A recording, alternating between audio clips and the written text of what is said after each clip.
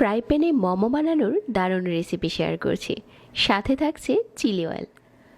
আজকের রেসিপিটা দেখলে মোমোর A to Z রেসিপি দেখে নিতে পারবেন। প্রথমে আমরা মোমো বানানোর জন্য ডো বানিয়ে নিচ্ছি। 1 কাপ নিয়ে নিচ্ছি ময়দা, সাথে দিয়ে দিচ্ছি 1/4 কাপ কর্নফ্লাওয়ার। কর্নফ্লাওয়ারটা অবশ্যই দিতে চেষ্টা করবেন, তাহলে মোমোর একটা ভালো রেজাল্ট পাবেন। স্বাদ মতো লবণ অ্যাড করে দিচ্ছি। এখন শুকনো উপকরণগুলোকে একবার মিশিয়ে নিচ্ছি। তারপর কুসুম গরম পানি দিয়ে একটা সফট ডো বানিয়ে নেব। পানিটা একবারে দেওয়া যাবে না, অল্প অল্প করে দিতে হবে। আর এই গোলাটা কিন্তু অনেক নরম হবে না, আবার অনেক শক্তও হবে না।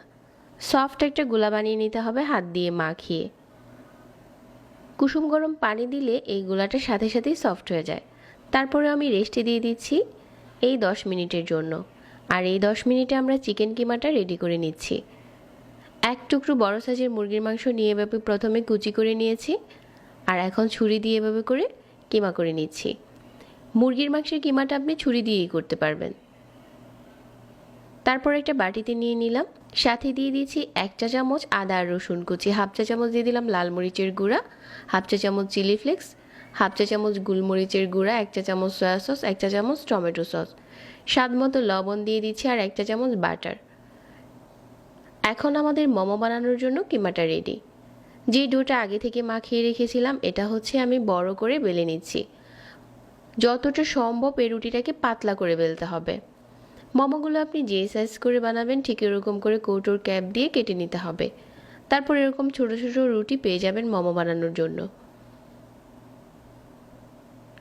এখন মাঝ বরাবর চিকেনের পুরটা দিয়ে দিলাম, আর এভাবে করে বাজ দিয়ে দিচ্ছি।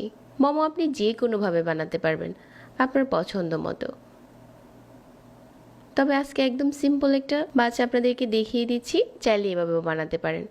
সবগুলো মোমো ফ্রাই প্যানে সাজিয়ে নেওয়ার পর চুলাতে বসিয়ে দিলাম। প্রথম হচ্ছে আমি 30 সেকেন্ডের জন্য ডেকে দিয়েছি।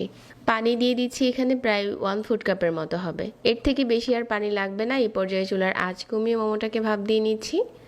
আপনি যদি মোমোটাকে চান এভাবেও খেতে পারেন, আবার চাইলে নিচের সাইডটা একটু ক্রিস্পিও করতে পারেন, আপনার পছন্দ মতো।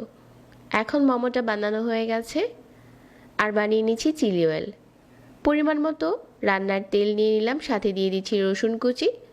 রসুনটা একটু লাল করে ভেজে নেওয়ার পর এই গরম তেলের উপরে দিয়ে দিচ্ছি 1 চা চামচ চিলি ফ্লেক্স। এখন চুলা থেকে নামিয়ে 1/2 চা চামচ লাল মরিচের গুঁড়া, 1 টেবিল চামচ টমেটো সস, আর 1 টেবিল চামচ সয়া সস, আর সাথে দিয়ে দিচ্ছি 1 চামচ লাল চিনি। সব কিছু একসাথে করে মিশিয়ে নিচ্ছি। আমাদের চিলি অয়েলটা রেডি হয়ে গেছে। এখন এই মোমোটা গরম গরম পরিবেশনের পালা। একদম রেস্টুরেন্টের মতো করে আপনি নিজেই বানাতে পারবেন এরকম মোমো। চিলি অয়েলটা অনেক বেশি টেস্টি হয়। প্রতিনিয়ত নতুন রেসিপি পেতে আমাদের পেজ ফলো করতে ভুলবেন না, আর সেই সাথে চ্যানেল সাবস্ক্রাইব করে রাখবেন। সবাই অনেক ভালো থাকবেন। আজকে এখানেই বিদায় নিচ্ছি। আল্লাহ হাফেজ।